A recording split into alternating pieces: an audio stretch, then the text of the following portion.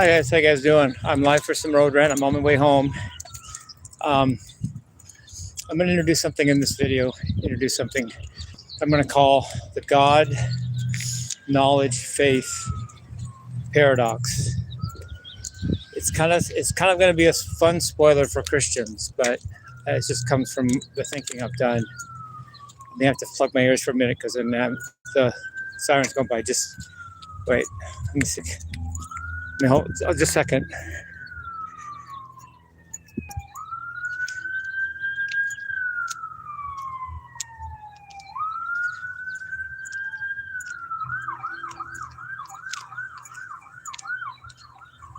Man, those things are as loud as they can possibly be without hurting people's ears and therefore not being allowed. Anyway, the principle of this is that you have two different sides to thinking about God.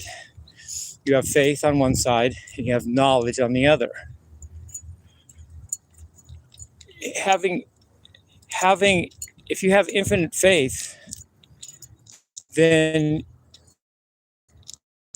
if you have infinite faith, then you don't get to if you have infinite faith,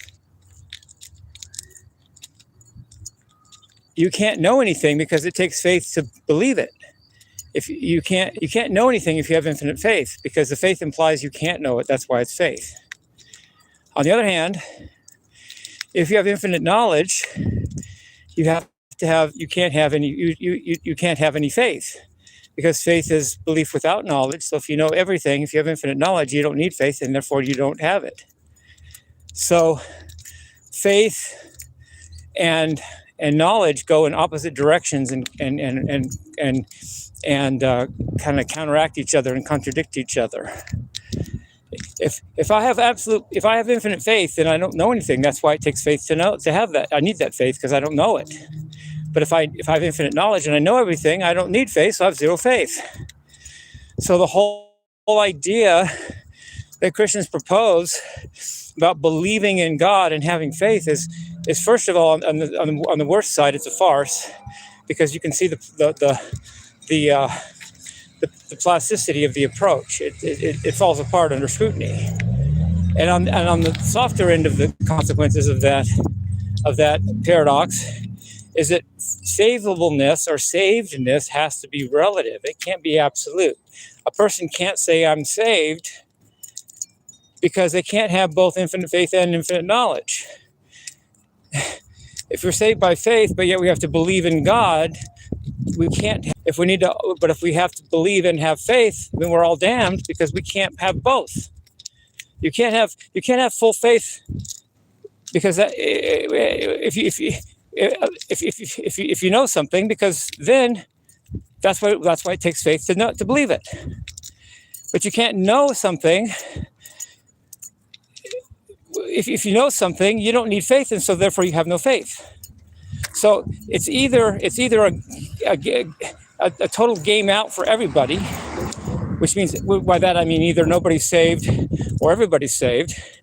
Because if everybody's saved, then we don't need to believe in faith or don't have faith or knowledge. But if we have to have faith and knowledge to be saved, then none of us are saved. It's either that, or a milder form is that savableness or savedness has to be on a continuum, like the autistic spectrum that I'm on. I'm not full-blown autistic, but I have some Asperger's in me. That doesn't make me 100% Asperger's or 100%. It doesn't make me 100% autistic or 100% neurotypical. I'm somewhere on that spectrum.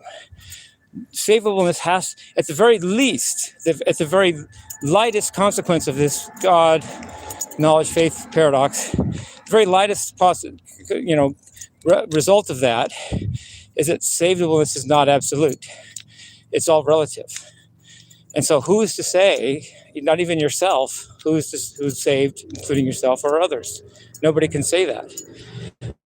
If I come to you and I say I have infinite faith in God, then that means I don't really know anything about God. I only have faith in it. but I don't have any, I don't have belief or knowledge that there's God, because all I have is faith. So therefore I have all the faith I need, but I have no knowledge. I don't believe in God.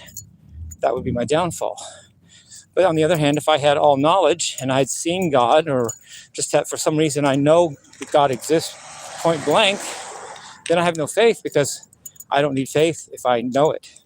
If I've seen God and know He exists, then I don't have any need of faith, and can't say I have faith. Therefore, I fall because I lack the faith in God. So the very idea of Christians' idea of salvation is an intellectual and thought trap. People saved, you're not. That doesn't mean anything, or either that, or it's. As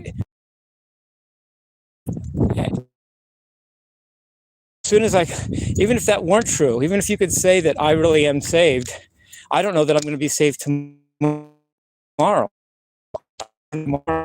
or do something, or to fall out of knowledge of tomorrow, and then Jesus could come, or I could die, and then I could be lost altogether, even though today I call myself saved and might even be right. So not only is salvation relative or irrelevant or hopeless, but it's time dependent. You can't prove that I'm not going to repent on my deathbed and go to heaven, while you might sin on your deathbed and go to hell, if there's such a thing. But I can't prove it either, but neither can you.